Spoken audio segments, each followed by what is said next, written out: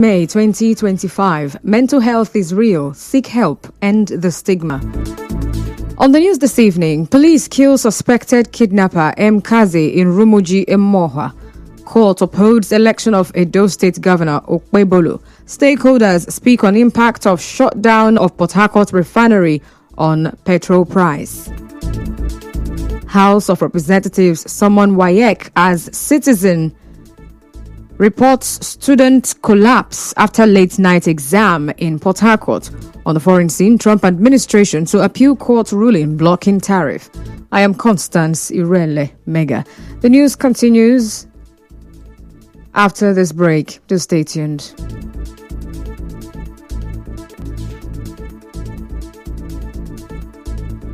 Congratulations! We, the special advisors.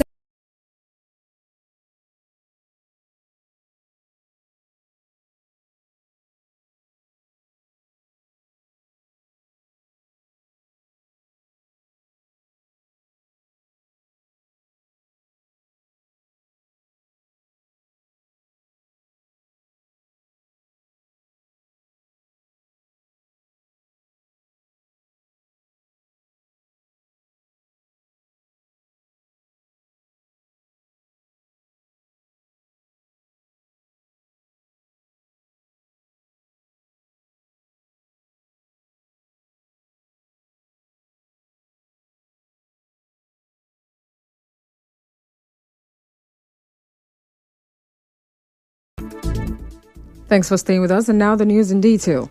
The Rivers State Police Command says its operatives have killed a notorious kidnap kingpin and suspected murderer, David Uzoma Kamalo, popularly known as Mkazi. A statement by the spokesperson of the command, SP Grace Ringekoko, said Mkazi was killed during a tactical raid by officers of the Rumuji division at his hideout in Rumodogo 1 community, Emoha local government area. SP Ringekoko said several of Mkazi's gang members escaped with bullet wounds. But the police said some of the items recovered from the scene include a pump-action shotgun, 2 live cartridges, and various local charms believed to be used for protection and intimidation. But the police spokesperson said Mkazi was the leader of a feared kidnapping gang, and due to the severity of his crimes, a bounty had previously been placed on him by the then chairman of Emoha local government area.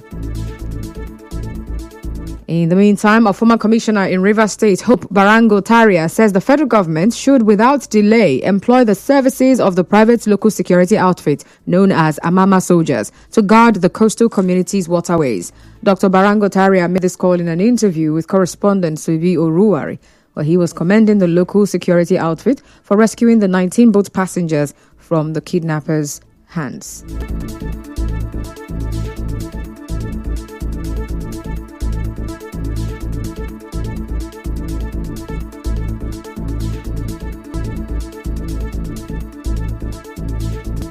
I use this medium to urge the federal government and the South state governments to hand over the security architecture of the coastal waterways to the Amama soldiers under Alhaji Mujahi Dokuba Asare for a safer and more secured sea route travel. It is of public knowledge that the Amama soldiers have restored peace and sanity on the Emoha-Kalabari Link Road, which was a kidnap den before. Presently, they are in Abia, Imo, Anambra. They are also in Niger State, Plateau State.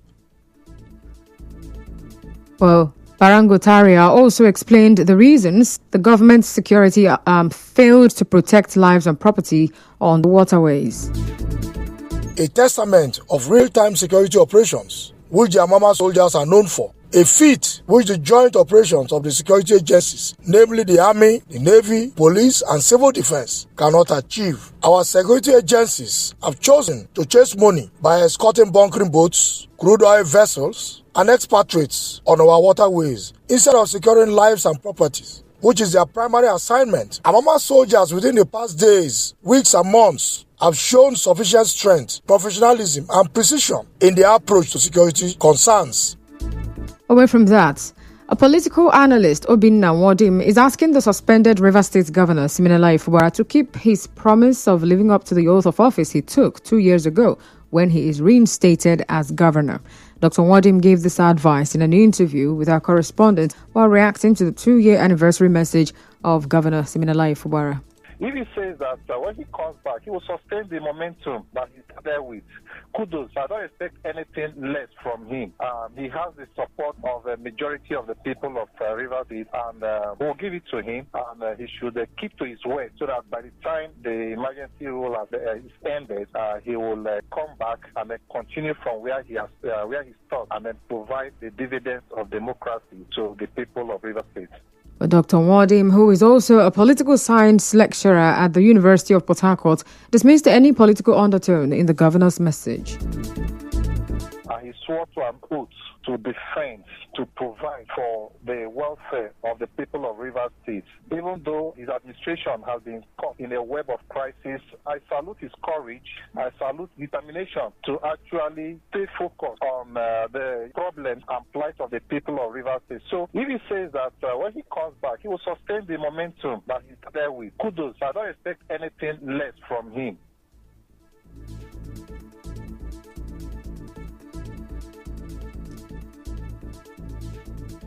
Moving on now, the Court of Appeal Abuja Division has upheld the election of the Edo State Governor Monday Okpebholo as the winner of the state's 21st September 2024 governorship election. The appeal court made the declaration in a judgment delivered by Justice Mohammed Danjuma in the appeal brought by the People's Democratic Party and its governorship candidate, Asue Ighodalo. Well, the three-member panel of the court, in a unanimous decision, dismissed Ighodalo's appeal, describing it as devoid of merit. However, Ighodalo has rejected the judgment and said he will appeal the verdict at the Supreme Court. In other news, the national president of the Independent Petroleum Marketers Association of Nigeria, IPMAN, Abubakar Mai-Gandi, has dismissed fears that the shutdown of the Port Harcourt refinery will create scarcity and lead to a rise in cost. Mr. Mai-Gandi made this known in a telephone interview with correspondent Subiu Ruwari, where he was speaking on the possible effect of the shutdown of the Port Harcourt refinery on the supply of petrol. Well, for the concern, it's a serious concern. We are not happy for the refinery to break down within a short time after maintenance. So, but the only thing up to now, we didn't get the feedback from the NNPCL. So, but what is there? But there will be no scarcity because already there is availability of petroleum product because Dangote is running 24 hours. So, I think there is no any panicking for the masses in the purchase of the product. Rather, we are stakeholders in the industry, whereby if they have any product, we can go there and purchase and send it to our various filling stations. Well, the IPMAN president also believes that the possible entrance of more refineries will reduce the cost of petrol in Port Harcourt and its environs. Before Dangote refinery started production, if you observe, the price there in Port Harcourt is a little bit higher. But now the price is reducing day by day. So there are differences. Apart from Dangote, I think there are some refineries that will pick up very soon. So if you finish that one, I know it will reduce the tension of transportation for the people who are around that area. All what I will say to our marketers, they should be friendly in terms of their markets, because if you observe now all over the country, any village you go, you will find our members there selling their product at a lower rate compared to the other marketers. Well, on his part, a filling station owner in Port Harcourt said despite being far away, the operation of Dangote refinery will help cushion the impact of the shutdown of the Port Harcourt refinery in the sector. Most private depots go to Dangote and buy, and they bring down to Port Harcourt. Dangote doesn't sell to one truck person. Dangote sell from 2 million liters up. So most people doesn't have that kind of money to buy up to 2 million liters, because approximately 2 million liters will be close to 2 billion. So when these private depots owners who has this financial muscle, so they will go to Dangote and buy like 10 million liters, 5 million liters, bring down to Port Harcourt. Some will take it to Warri, because Dangote price that Dangote used to give them is very, very cheap. They will buy it and bring it here and they sell. Recall that last week, the NNPCL announced a shutdown of the Port Harcourt refinery for the next 1 month to enable maintenance of the plant. We'll go on another break now, but still to come, House of Representatives summon WAEC as Citizen reports student collapse after late night exam in Port Harcourt. Stay tuned.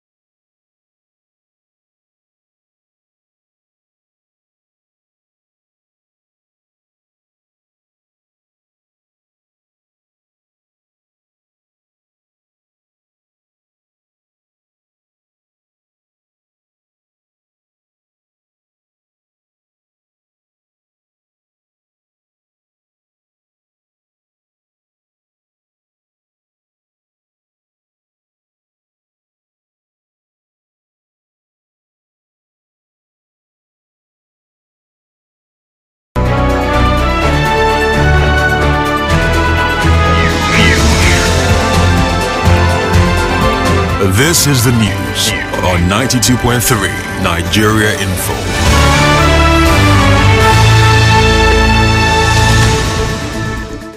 Thanks for staying with us. A federal high court in Abuja has barred Favour Kano, sister-in-law to IPOB leader Nnamdi Kanu, from attending his proceedings in his ongoing terrorism trial. But Justice James Omotosho issued the order after holding her in contempt of the court for engaging in a live broadcast court when she personally in a said Favour's conduct was respectful of the institution of the court and amounted to in the face of the court. Education stories now. Doctorate degree graduates of the Ignatius Ajuru University of Education have expressed frustration over the non-availability of convocation gowns, despite making the required payments. These complaints come ahead of the school's convocation ceremony scheduled to hold this weekend. While speaking with our correspondent, some of the affected graduates said the situation has dampened their excitement and are calling on the university to urgently address the issue. 28 gowns were given to graduates that are up to 600 and the rest are without gowns. It's our opinion that since the school cannot make available the gowns, the convocation should be shifted. So what do they want us to do? Telling us to go home without gown. On that day, convocation day, Saturday, we need to wear our gown. We really need to wear that gown. Without that gown, what have you done? We've been here before now. We were told that the gowns were not ready and we had to come back today. We are here today to get it. So many of us. And in the long run, for Faculty of Education, for example, they brought just 28 gowns. We're told about 900 students would convoke, and they brought just 28 gowns. They said they're still expecting gowns. Everyone is upset. They even led a protest to the VC's office. I upon the money collected since last year, 202,000. Meanwhile, the management of Ignatius Ajuru University of Education is yet to respond to this. A concerned citizen, Mr. Zerowa Okachi, says he witnessed a female student collapse around 9 p.m. while returning from the WAEC exam last late night yesterday. Okachi's incident happened along the Rumokoro roundabout, where he said good Nigerians stepped in to resuscitate the student. He said may have fainted due to prolonged hunger and stress, and he's calling on the air to, as a result of delay, prevent a repeat in future examinations. It's just too bad. I saw yesterday at Rumoko roundabout at about past 8 thereabout. Just before me, a little girl who was coming back from school after they had their English slumped on the way. Lucky enough, a car would have granted that girl's head if not for the intervention of from passerbys. So I don't understand why the ministry released that English exams that late upon the complaints about the jam. Why would they keep students till that time of the day? Some of them ordinarily would have been warned out automatically. So Nigerians should look into all of that. Meanwhile, some of the students have questioned the use of invigilators after the examination body said its attempt to prevent malpractice and leakage of exam papers led to the delay in conducting English language yesterday, where some of the candidates said this to correspondent Martha Okere. They expressed concern that the incident might affect their performance. I wonder why WAEC would think that we want to do malpractice and delay our exams to 8 p.m. for crying out loud. We live very far from the school. Going back home was very troubling.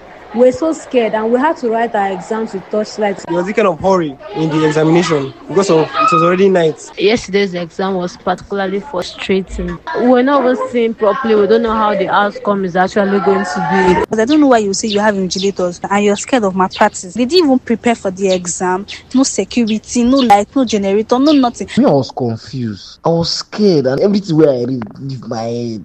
This WAEC is trying to stop malpractice when they have invigilators. We're writing exams with fear and they even rushed us on top. Okay, wait now. Imagine me walking around Garrison flyover by 9 p.m. What is going to happen to me? As you may know, the West African Examinations Council apologized to candidates, schools and parents for the situation. A spokesperson for WAEC, Moyoshola Adeshino, in a statement said that its attempts to prevent the leakage of question papers and protect the integrity of the examination, coupled with logistical hurdles, security concerns and socio-cultural factors, secondary school students sitting for the exam in Rivers State and other states were seen in the viral videos writing their exams without electricity using lanterns and mobile phone flashlights. Meanwhile, the House of Representatives Committee on Basic Education and Examination Bodies has given WAEC 24 hours to appear before it tomorrow over concerns surrounding the ongoing exam. Chairman of the committee, Oboku Ofoji, gave the directive today after WAEC failed to honor an earlier invitation to appear before the panel. Ofoji said WAEC was summoned to explain widespread complaints and irregularities reported in the ongoing exams.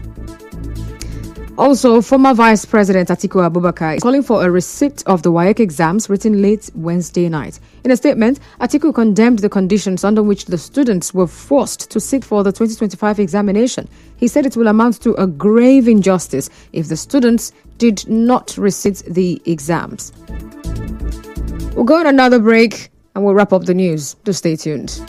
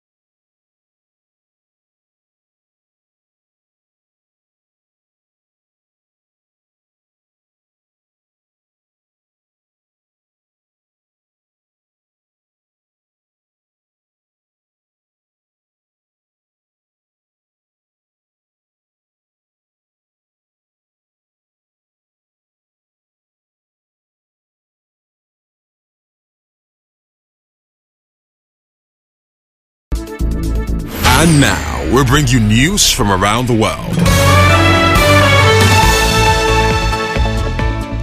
On the international scene, the Trump administration says it will go to the Supreme Court on Friday if it is unable to block the tariffs ruling. Well, 3 judges ruled on Wednesday that Trump overstepped his authority when he used an emergency law to impose tariffs on nearly every country in a major blow to his economic policies. Well, the ruling raises the real question about the case. I beg your pardon. The case was launched by a group of U.S. businesses and states and leaves the White House with 10 days to formally reverse the levies. But that's the news this evening. Before we go, let's take a look at the highlights. On the news this evening, you heard that the police have killed a suspected kidnapper, popularly known as Mkazi, in Rumuji, Emoha local government area of Rivers State. Appeal Court has upheld the election of Edo State Governor Monday Okpebolo, and stakeholders have reacted to the impact of the shutdown of the Port Harcourt refinery for 1 month. The House of Representatives has summoned WAEC as a citizen reported the collapse of a student after writing the late-night exam in Port Harcourt yesterday. On the foreign scene, Trump administration said it will appeal the court ruling blocking tariff. The news was edited by Onyeka Chinwosu. To reach the news team, send an SMS or WhatsApp to 0808-721-7215. I'm Constance Irele Mega. Thank you so much for listening.